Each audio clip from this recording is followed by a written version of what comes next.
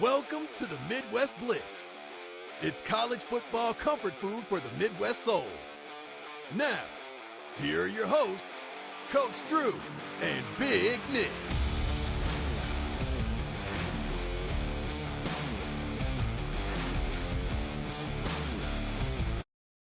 Welcome to another edition of the Midwest Blitz. It's me, Coach Drew, and my other host that's with me, Big Nick. Yeah, yup. Yeah, yup. Well, guys, we've been talking about the AP every time on the recap, and we call this going around the bend or going to the horse track. That's what I want you guys to envision when we're talking about this. So let's go head over there and see where the horses are racing. So, number one, we got Ohio State. Still, no movement. Number one, for about a few weeks ever since they beat Texas. Fun thing about Texas, they just lost in the swamp and they're out. If anybody was wondering what's happening in the SEC, we don't care. Then we got Oregon. That's number 3. They dropped one because they had a bye. Happens. It comes and goes, Sure. We got Indiana down number 7, the top 10. They moved up a slot. We also have Michigan. That is 15. They moved up, what is that, a 3? No, a 5. If I can read my own handwriting, guys. They moved up 5. Then Notre Dame is now 16. They also moved up 5. And Illinois is number 17, and they moved up 5. Nick, did I miss a team? Did I miss the team? Did a horse, not, run around the track properly? I think all the Big Ten horses are running pretty properly. I feel like we've had a lot of positive movement north of the Mason-Dixon line here. No, in particular, white horse, maybe, with like a blue pinstripe? You mean a cat, a Nittany lion? Yeah, Nittany lion. They're not on there at all. What were they last week? They were still top 10? They were 7th overall in the AP poll. Yes, guys, Penn State has been eliminated from the AP poll currently after losing to an defeated? No, they were winless UCLA Bruins. It sounds team. so weird putting them in a positive perspective in this whole situation. I know. Well, that's actually where we're going right here, folks, because Penn State, who lost on the road 37-42 against UCLA, who doesn't have an offensive coordinator, defensive coach, head coach, and their head coach looks like something from Thor. Go ahead, Nick. Okay, I'm going to hit you with you said that UCLA does not have an offensive coordinator. I'm going to hit you with a not so fast, my friend. Jerry Neuheisel, son of Rick Neuheisel, former UCLA coach, also former UCLA backup quarterback. Jerry Neuheisel took over play calling duties for the Bruins this week and was carried off the field for the second time in his Bruins career. Once as a backup quarterback, he came in and led a game-winning drive and was carried off the field by his teammates. And then in his first day as play caller was carried off the field as the winless Bruins upset the highly touted Penn State Nittany Lions. A lot to say about this, Drew. We didn't even cover this game in our preview episode last week because there's no way that UCLA should have won this game. UCLA has been a dumpster fire all year. I mean, if you think like a team could be 0-4, but they're better than their record. Oh, UCLA was not, prior to this game, better than their record. They had been bad. They had not led for a single second of this college football season of 2025, but they did figure out a way to beat Penn State, who, I got to say it, this is the most shocking upset of the year so far, and the most shocking half of football of this entire season is the first half of this game where the Bruins absolutely dominated the Nittany Lions. James Franklin has a locker room problem, Coach Drew. I don't know when he lost the locker room or when he had control of it. I mean, they had a great year last year. I was at the Big Ten Championship game, as we talked about, and they looked terrific against Oregon in that game, and they had a decent little run the college football playoff, lost to Notre Dame. I'm going to tell you this. Katron Allen, I believe Penn State was down 17-3, and Penn State scored their first touchdown of the game. And I usually don't hesitate to use swear words, but I'm so offended by the way that he acted when he scored the touchdown. I'm just going to say it. Katron Allen scores a touchdown. You're getting beat by one of the worst teams in Power 4 football.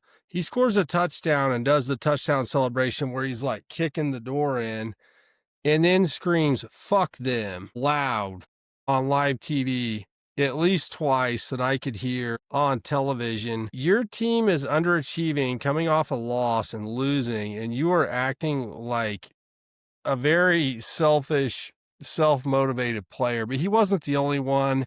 The refs probably should have flagged him for an unsportsmanlike conduct just because of the way he acted on that touchdown. Then when Khalil Dinkins caught a touchdown pass for their next touchdown of the game, he got an unsportsmanlike conduct for his celebration in the end zone. This looks like a lot of selfish attitudes on this Penn State team that has a lot of talent on paper, a lot of preseason All-Americans.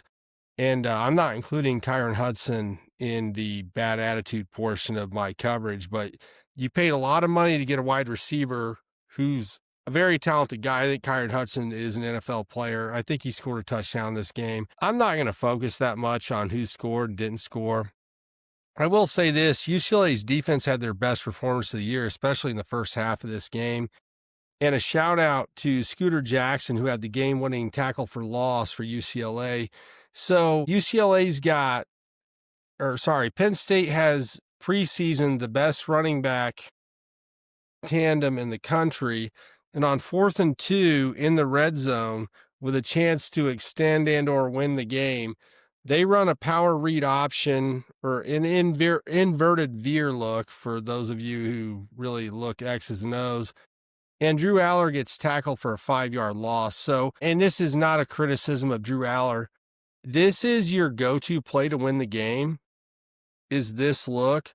And there were 4 Bruins in the backfield. Scooter ended up being the one that made the game-winning play. Props to him. He gets a game ball for that. This Penn State team is disjointed. They didn't cover well. You've got all Big Ten defensive backs for Penn State getting toasted on deep routes by a UCLA team that really had very little success in the passing game. We've watched them a lot in our coverage here on the Midwest Blitz. You also have all Big Ten guys getting their head stiff-armed into the turf for one of the most goated stiff arms I've ever seen, especially by a wide receiver. Shout out Quasi Gilmore for UCLA. Holy smokes. I'm not going to clown the guy that got his head shoved in the turf. You guys know who it is if you watch the game. This looks bad for Penn State right now, Drew. It looks really bad. Yeah, there's a lot that wasn't going well for UCLA on the sidelines, but the box score would tell you something completely different. The head coach, the intern head coach, has never used a headset. Well, that's not true.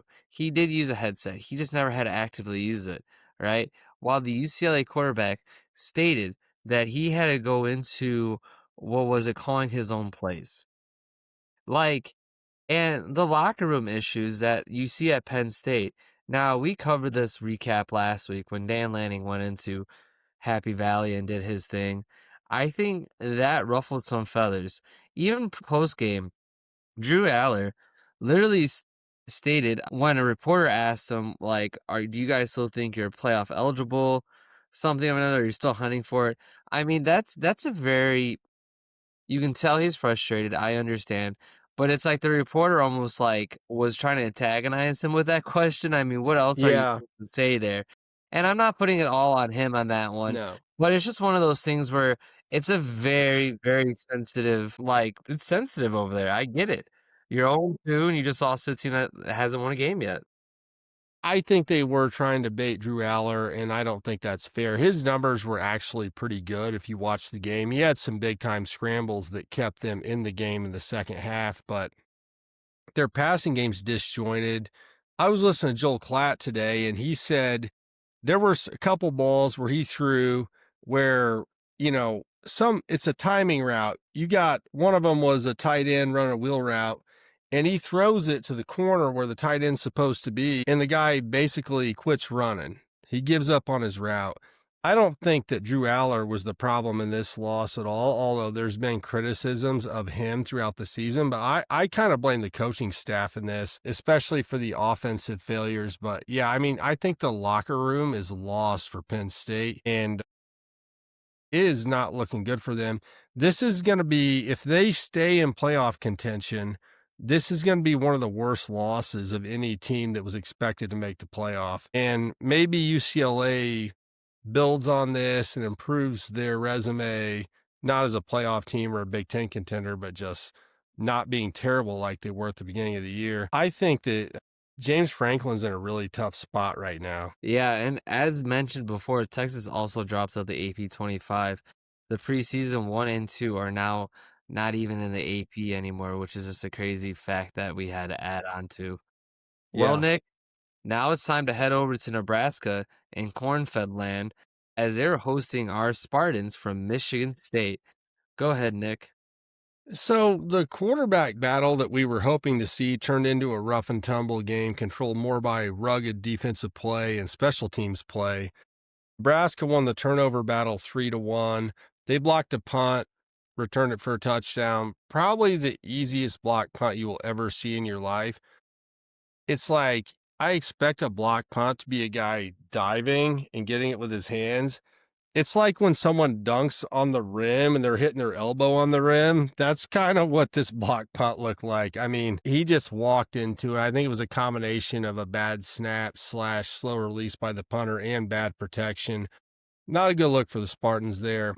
Nebraska, this game was close at the end, but early in the game, Nebraska really controlled with that block punt, and they ran a play on the goal line where they ran a reverse play out of a heavy set that really exposed some of Michigan State's defensive problems that they've had all year. So the blocking scheme clearly showed they were going to run left, and all the linebackers from Michigan State stepped the other way on the play fake. And this is why Michigan State, despite having a good amount of success with the offense. You know, we love Aiden Childs here on the Midwest Blitz and Nick Marsh and the Michigan State offense. But Nebraska's offensive coaching staff did a great job of exploiting some not even schematic weaknesses, but just execution weaknesses that Michigan State has shown all year. Childs had a tough game, but competed at a high level. He had a really bad interception on a check down route to a running back, where he escaped the pocket under a little bit of pressure and just kind of threw it over the kid's head. He had another one to a linebacker and what I think was a cover 2 look where he threw it right to the linebacker. But he also had a great touchdown run on a scramble play. And he had a quarterback sneak in the red zone that got them the lead 21-14, I believe. So Aiden Childs, still a competitor, had a little bit of a tough game here against Nebraska. I will say that I just criticized Michigan State's defense, but they kept pressure on Raiola all day. They had 5 total sacks from 5 different defenders. Jordan Hall had 8 tackles and an interception. He had a great game for the Spartans. But Nebraska in all 3 phases proved to be better coach and executed better in this game. And if you're a Nebraska fan, that's what you want to see. And this point spread ended up being crazy close. And it was one of those where you're watching the game and it was kind of a roller coaster at times. And then you're like, Vegas knows. They just know. Yeah, Vegas does know. They do. They do. And this game, like you said, this game was close all the way down to the third quarter as it was tied going into the fourth until Nebraska did take the lead 24-21. Turnovers was the name of the game here with Aiden Childs. He had 2 of them. Michigan State had a total of 3, while Nebraska had 1. I remember you texted me, did you ever find out what Aiden Childs and Marsh was going over? Like, was there, you said there was a debacle or something on the sidelines? They were having words. I have not gotten any. I haven't learned anything about that I'm going to say on air, or a little speculation, but I don't want to stir anything up for Sparty. We're rooting for the Spartans. I think when you're the badass receiver, which Nick Marsh is a badass receiver, they always want the football in their hands. I think Nebraska was just doing a good job of covering him. And, you know, remember the old, was it Des Bryant and Tony Romo had one out on the sideline, or was that Terrell Owens, or, you know, either end, or that stuff happens. Barney, the wide receiver for Nebraska, had a hell of a punt return also that I wanted to mention. So when I said that Nebraska was better in all 3 phases, punt return, block touchdown. It wasn't a punt return for a touchdown, but it was a like 40 to 50-yard punt return. So I feel like Nebraska was the better coached team overall in this game. And they made things hard on Raiola, but they still got a win, which is a good sign. Also, Emmett Johnson, the running back for Nebraska, had a heck of a game too. I think he had 3 total touchdowns, and most of his yards, or about half of his yards, came on 2 big running plays. But this was the type of game that was a defensive battle and a special teams battle where the 2 big runs were very meaningful for Nebraska. So shout out to Emmett Johnson for having a good game and 3 touchdowns. Yeah, absolutely. Well, now we're gonna head over to West Lafayette, where we had the Boilermakers taking on the Fighting Illini. Now, this game, Fighting Illini now are 5-1. They're creeping back up in the polls. Nick, what do we think about the Fighting Illini and how they've been doing? Well, I think they covered for me minus 9.5 on the road. That's what's most important to me right now. But I do feel like this is a game where both fan bases can be happy about the outcome because Purdue has shown massive strides offensively. Ryan Brown had 300 yards and a touchdown passing, and Michael Jackson, the third wide receiver for Purdue, had 14 catches for 94 yards, has become a big-time target for the Boilermakers. So that's something to be happy about. And then you have the always reliable Devin Mockabee, who had 11 carries for 58 yards and a touchdown. Kind of like captain of the John Purdue club up there right now. But your boy, hey, I was talking about rushing game and running this and defense that. Your boy Luke Altmaier, 19 of 20. I had to write that down wrong. 19 of 20 for 390 yards and a touchdown. Career high. 90 yards. Also, my boy for the Illini, Hank Beatty, 5 catches for 108 and a tud, one of the best all-purpose players in the country on the offensive side of the football. He's true to form there. And Khalil Valentine had 22 carries for 95 yards and a touchdown. Pretty proud of him. I think Caden Fegan had 2 carries, or he had 2 touchdowns on the goal line, but they really rode Valentine hard most of the game as far as running backs go. Purdue's defense continues to struggle, 390 passing yards allowed. That's pretty tough. Same thing against Notre Dame. They got lit up in the passing game against the Irish. So Purdue's got work to do on defense, but I mean, offensively, you've got to be really happy with what the Boilermakers are doing if you're a Purdue fan. I'm going to say this. I'm a little disappointed. Sorry to cut you off. I'm a little disappointed with the Illini secondary this year. I know that in the Indiana game, they were kind of banged up, and I kind of gave them a pass on that where everybody was beating up on them. But if you guys watch the Midwest Blitz, you know that I said I thought Illinois is better than their performance indicated against Indiana because they had like 3 or 4 guys injured, and they had a secondary guy ejected for targeting in that game, which was the correct call. But I'm disappointed that they would give up this many passing yards against Purdue. I thought maybe they would do a little better. There was one play on the goal line also, this isn't on the secondary, where Ryan Brown fumbled a snap that he was trying to hand off, and then he picks it up and runs across the goal line with little contention. So I feel like this Illinois defense is still a little bit off, not quite as good as we thought it was going to be, especially in the secondary. Yeah, they had some wide receiver concept drawn up that one of the touchdowns was a blown coverage. Again, It was. now saying this about Purdue in this perspective, okay, Purdue makes a great play. That's something to be proud of. Don't look at it from the perspective of, oh, they only scored because it's a blown play. Yeah, that's what you're supposed to do. When a pitcher throws a pitch down the middle and somebody hits a home run, they don't immediately go, well, if the pitcher didn't throw it down the middle, the hitter would have hit a home run. Like, you gotta put kudos where it is. They also had a slam play with Purdue, also ran against Illinois' defense. Again, Illinois is leading, but that's not, if I'm a fan, I'm like, well, what happens when we're up big or it's a close game? Are we just going to settle for that? Where's our focus? Like, yeah, you're on the road. Like, there's no time difference changes. Like, that's just what I look at this game. Illinois has to clean up the little mistakes. Purdue, keep boiling on, man. You guys are doing good. Proud of I you. want to give Jaheim Clark for Illinois had 7 tackles in the secondary, and I don't believe he was listed as a starter at the beginning of the year, but through some injuries and guy getting ejected for targeting, sitting out, Jaheim Clark has become a contributor for the Illini, so I wanted to give him credit on the defensive side of the ball. Okay. All right. Illinois will host Ohio State next Saturday, and Purdue will be at Minnesota. Fun times await. Are you ready to head over to Maryland? As ready as I'm going to get, Coach Drew.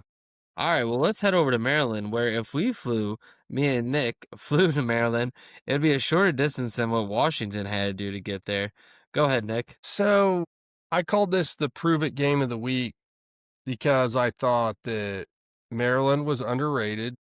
They were 4-0. They were expected to win no more than 4 games by Las Vegas at the start of the year. In Washington, offensively, we thought, and a lot of pundits thought, that they could have performed better against Ohio State and scored a little more, although Ohio State does have the best defense in the country. I don't think there's any doubt about that at this point. The Terrapins dominated the first half at home. They were up 13-0 at halftime, but 21 fourth quarter points sealed this for the Huskies on the road. Damon Williams, 270 yards passing, 2 touchdowns, 1 interception. Still one of the better quarterbacks in the country and underrated, in my opinion. Really helped Washington seal this. But the Terrapins' defense has continued to outperform preseason expectations. They really slowed down Jonah Coleman in the running game, who I and a lot of people think is an NFL-level running back. Jalen Husky had an interception for the Terrapins. The Terrapins' defense is so much better than anyone expected, and they deserve a lot of credit for that. Malik Washington, the freshman quarterback, who is still in the running for Big Ten Freshman of the Year, he was 30 out of 49. He had a touchdown and an interception. But if you have to throw the ball 49 times, and their running game really never got anything going against the Huskies, that's pretty tough, especially on a freshman quarterback. So to have to throw the ball 49 times against a pretty good defense, pretty talented team, 1 touchdown, 1 interception, I still am pretty high on Malik Washington. The Washington defense only allowed 55 rushing yards. They had a limited pass rush, which is why you can drop back and throw the ball 49 times. Alex McLaughlin had 9 tackles from the safety position for the Huskies. So I'll give him a shout out and a game ball for that. But this was like West Coast team travels east, slow start, but really closed the game out strong. So shout out to the Huskies. Yeah, I mean, the Huskies did battle back, being down 20 points at one point and scoring late in the game. Maryland's rushing, like you said, didn't get off there. It's 20 rushes for 55 yards. I mean, in contrast, Washington had 35 carries and only had 118. So, I mean, again, Malik Washington throwing 30 to 49 and getting 219 yards, a TD, and only 1 interception. This guy is a dog. Yeah, Malik Washington's super underrated. I talked to our college football friends, Coach Drew, and I'm like, hey, have you watched Maryland? And they're like, no. Like, you should. This kid could throw the ball, man. He slings it. I just like you talk to people and there's a buzzer beater. I just talked to somebody over the weekend and they're like, gosh, Kurt Signetti does a great job at Indiana. It's too bad they won't be able to keep him around. And I'm like, you realize they just gave him a raise, right? And they're like, I know college football. And I'm like, well, you're 100 years old. You don't realize that there's been athletic department pay raises and all kinds of different changes. But, you know, some people live in the past and some people live with the Midwest Blitz where we know what the hell is going on right now. And Malik Washington is going on right now. This kid's a stud, man. I hope the Terps can keep him around. That's what I'm worried about. Yeah, they should be able to. I mean, we'll see, though. We'll see. Now, we're going to head to the Ohio State, go to Buckeye Land in Ohio, where we're covering 2 teams, one with 2 different fates. Let's go to Ohio State. I believe this was a 42-3, Coach Drew. Yeah, it was 42-3. When I was watching the game at B-Dubs right after I got done playing some simulated golf, I watched Minnesota. They had the ball first when they first scored, and it was the only time they scored. They got 3, and I watched and I said, this might be a game, and snooze fest. So, Nick, what happened? Well, Drew, this was first of all, Buckeyes early, Buckeyes middle, and Buckeyes late, basically. I think that PJ Fleck managed to put together a first 15 series that got Minnesota on the board for a field goal, and then Ohio State made whatever adjustment they had to make, which wasn't much with the best defense in the country. Hope Buckeye fans aren't tired of us saying that you got the best defense in the country over there. Sonny Styles, 8 tackles. Arvell Reese had a sack. Arvell Reese, super underrated, but how many guys on this Ohio State defense are going to go pro again after they had 8 guys drafted last year? And I was afraid that maybe they wouldn't be able to live up this year to what they did last year. I think this defense is better. And honestly, I think it's because of Matt Patricia. I think that Ryan Day is laughing all the way to the bank right now while Jim Knowles is making what, Coach Drew, $3 million a year at Penn State, and they're getting their ass kicked by UCLA. Yeah, unexcused. What a staff move right there. How can you be mad at that? I mean, if you're a Michigan fan, you're probably not happy about it, but me and Drew questioned letting Jim Knowles go, and obviously Chip Kelly moved on to the Raiders, and you're like, man, these are really good college football coaches. Well, hell, Matt Patricia. Matt Patricia is an upgrade apparently on any defense.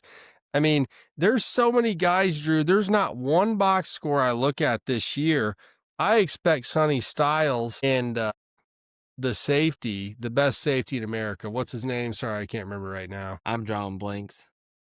I look at the box score and I expect the preseason All-Americans for this team to put up big numbers, but they really haven't. And that's why I mentioned Sonny Styles, 8 tackles in this game. But there's not one player typically that really shines on this defense because everybody fills their gap. Everybody covers who they're supposed to cover. It's exactly how defensive football is supposed to be played. I mean, this Ohio State defense is terrifying. I think they're allowing like 5 points per game right now. It's a humiliation. As far as the Gophers go, Darius Taylor did play. He's had the banged up hamstring injury. Apparently that's something that's bugged him on and off for the last couple of years. He had 8 carries for 12 yards. Drake Lindsey, the freshman quarterback for Minnesota, has had a great year. I think he was 15 of 16, but really not much help from the run game. Coy Parrish on defense had 9 tackles for the Gophers. But we were told by PJ Fleck that this guy was going to be a 3-way player. He was going to play offense, he was going to play defense, he's going to play special teams, and he was going to do all these things. He's been sound and productive on the defensive side of the ball. First team All Big Ten last year, but they haven't been able to get him incorporated into the offense. His kick and punt return numbers have been limited at best, I'll say. You guys can look up the statistics on your own. It's been a tough go for the Gophers so far offensively with Taylor being injured. I think that's a different and a way better team. Not a good enough team to beat the Buckeyes, but their offense is going to struggle against top flight talent without Darius Taylor because I don't think they have other running backs that can come in and fill his shoes. What do you think, Drew? So, I like how you had to clarify that because, again, we're not saying Minnesota could have beat Ohio State. I'm glad to clarify that so that when that clips, it'll be perfect. Minnesota, where do we start? Minnesota. Well, the head coach from Minnesota said that Ohio State's defense of his 13 years coaching, or of, I think, something of that nature, he said this Ohio State is one of the best defenses he went up against, coaching-wise.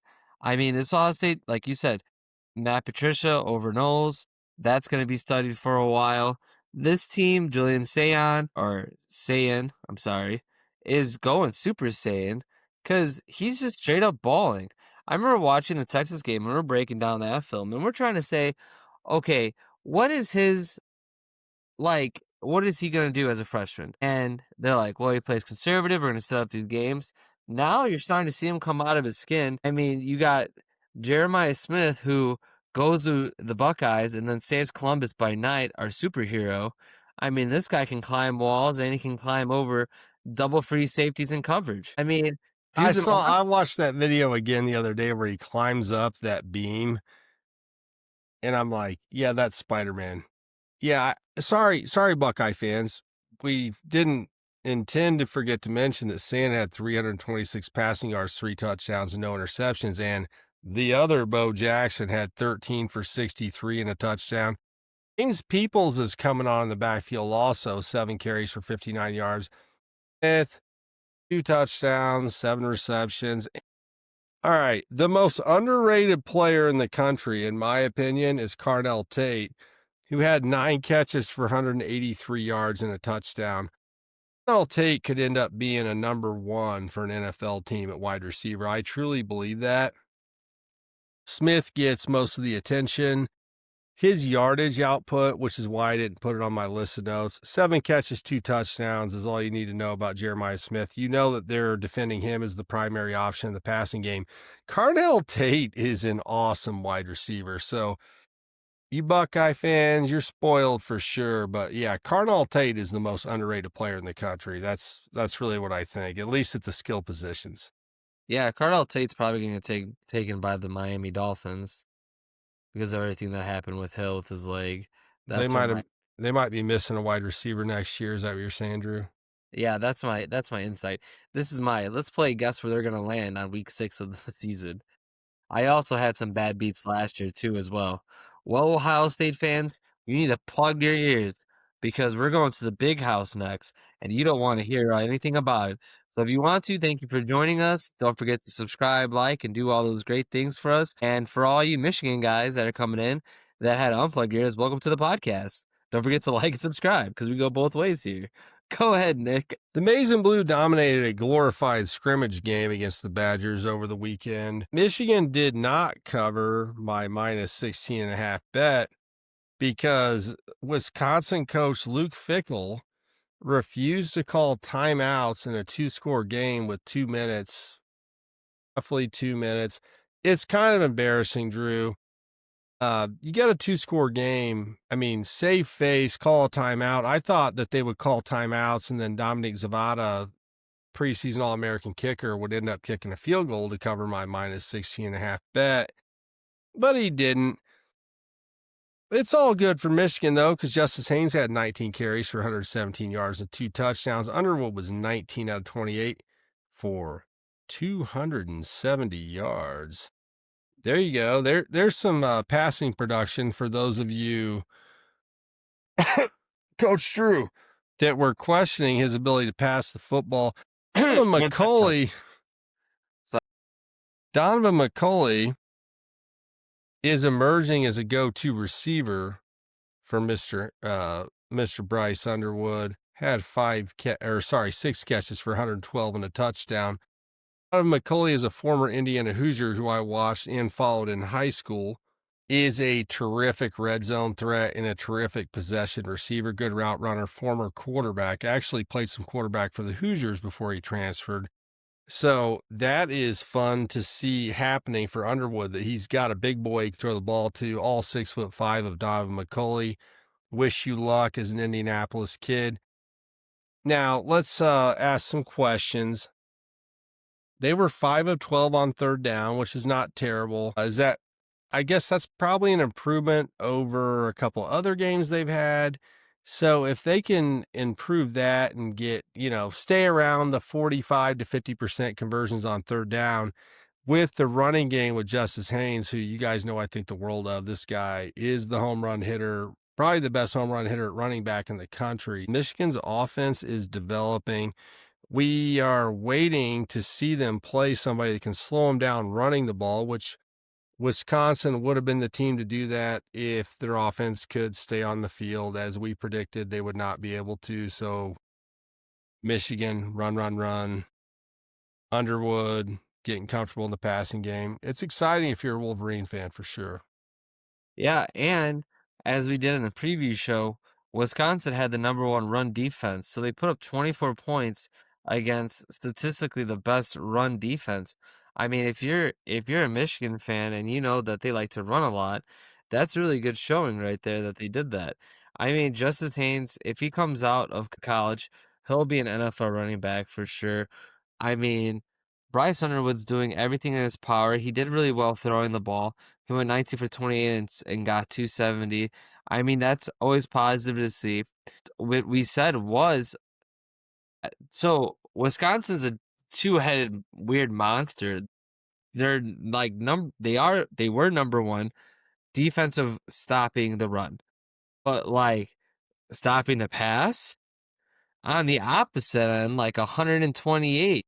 So it's good to see that Bryce Underwood did that. I'm happy. I'm satisfied. We're not counting touchdowns here. Who does that? Not me. Anyways, Yeah, Michigan's defense allowed 75 rushing yards the whole game, and most of them were on the first drive of the game for Wisconsin. Yeah. So if you factor that in, this was a complete and utter domination for Michigan. I don't know how they didn't cover my 16.5, but thanks to Luke Fickell, you have 3 timeouts in your pocket. You could call a couple of them. Pretend like you want to win the game. Wisconsin fans, if you're still watching this, let me know how you feel about him not calling 1 timeout, because they had him around midfield with 3 timeouts and he just doesn't call one. It looks kind of ugly there. I mean, we talked about James Franklin losing the locker room earlier. I'm not sure what's going on in Wisconsin right now. It's kind of hard to watch, to be honest with you. Well, I mean, we would say it'd be easier if their schedule's going to get easier, but having one of the worst schedules to start with to begin the season, Yeah. and it just is going to get way worse. Well, do you want to travel a little bit down the street from you and go to Ball State? Something happened there. Something magical. What happened? It happened to one of our favorite players, too. I'd love to go to Ball State. I'd love to go right now. I don't think the bars are still open. It's a little late. We always record late.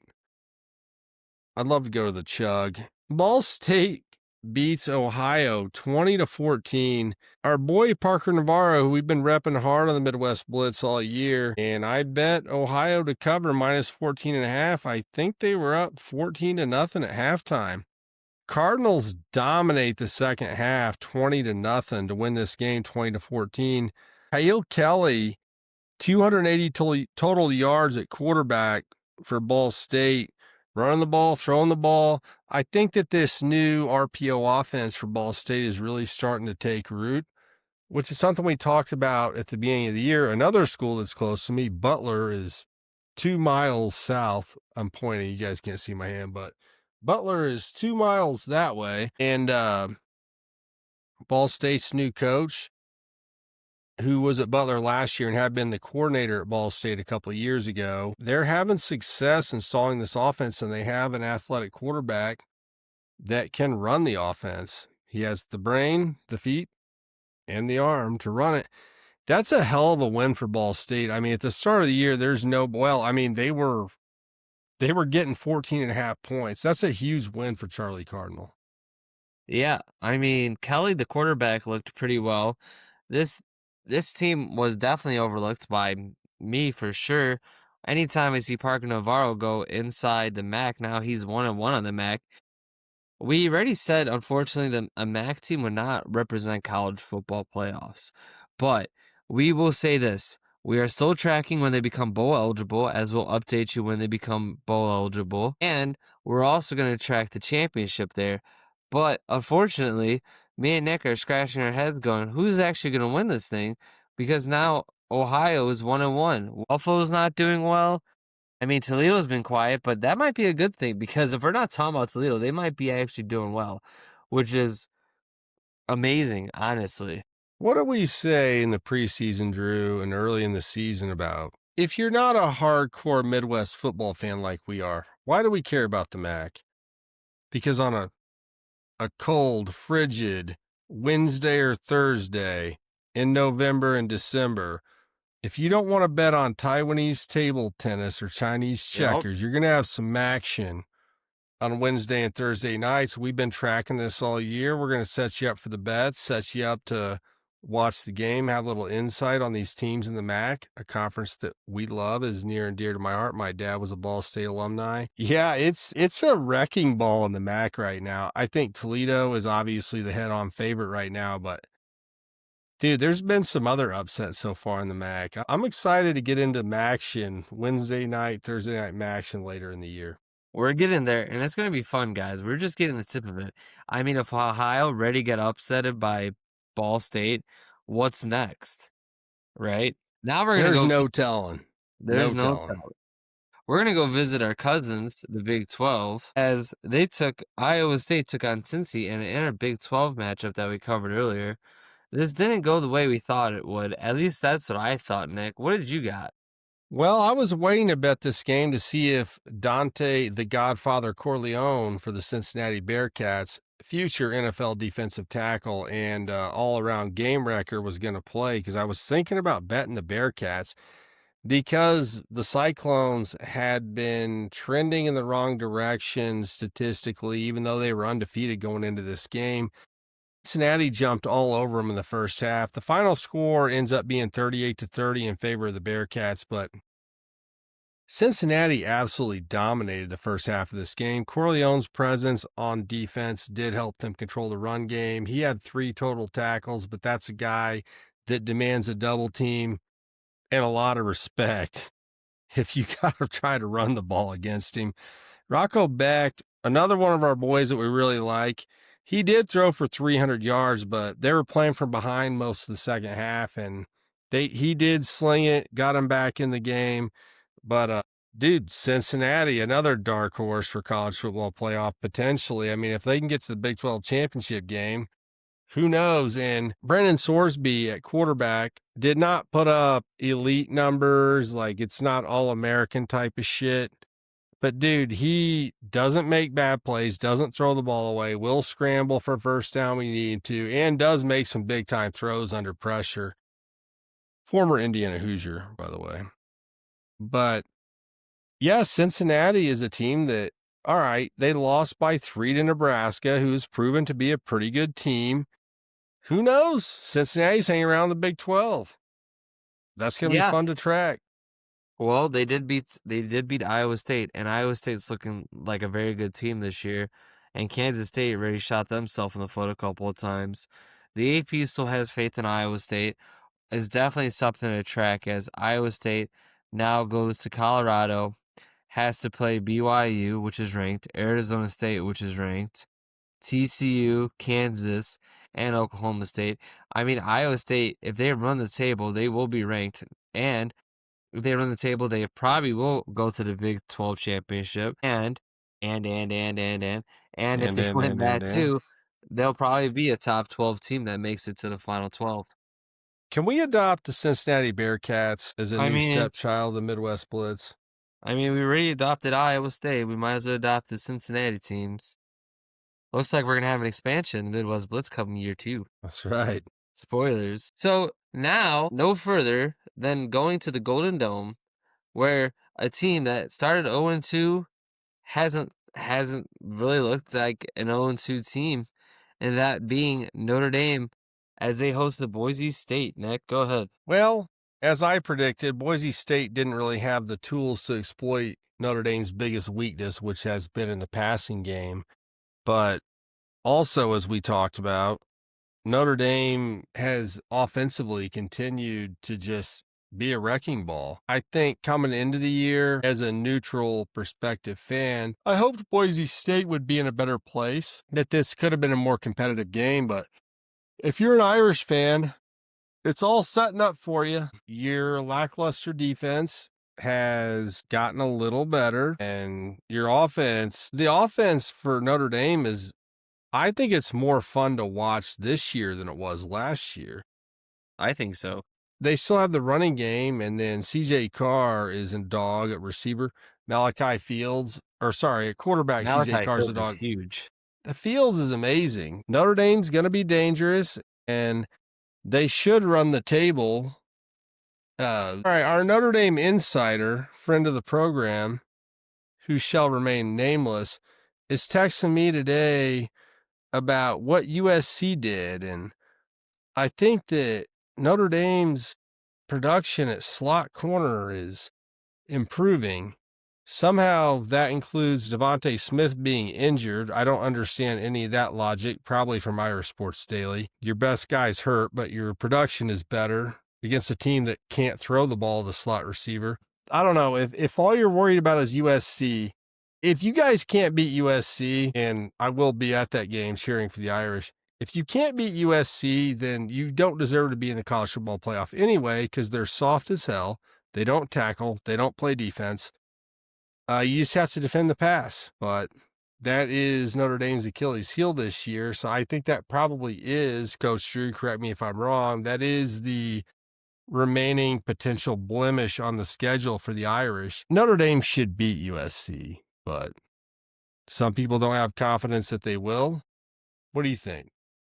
Well, here's where this is what I think. USC's defense isn't going to hold Notre Dame down, right? If Notre Dame can score 56, as long as USC doesn't score 57, I think we win the game. That's what I would think a couple weeks ago. Now I'm actually seeing they're implementing more stunt packages, different stuff that's helping them get to the That's true. quarterback, which is what we talked about. There is adjustments. It does take a while. Technically, and I don't know if this really affects Texas A&M. I don't want to take anything away from them. I was at that game. But Texas A&M and Miami are both top 5, top 10 teams. So, in retrospective, okay, in college basketball, when you lose in March Madness, it doesn't matter who you play, you lose, you're out. So that's kind of like my mindset of this team. You lose one game, it depends who you play, even if it's NIU, apparently. You made the college football playoff and still win and go to the national championship. This year, you lose to Miami on the road, then you lose to Texas A&M on the road, and now you're scratching your head and go, well, if we run the table here, we might have a chance. I do agree, Nick. I think 3 at any time is a nail in the coffin. There's no way a 3-team loss team in this format's going to make it. Maybe if we did make it like March Madness and we had 32 teams, maybe a 3-loss team would get in there, but I don't think that's going to happen anytime soon, and I'm not rooting for it to happen anytime soon, Nick. You got NC State, USC, Boston College, Navy, Pittsburgh, Syracuse, and Stanford.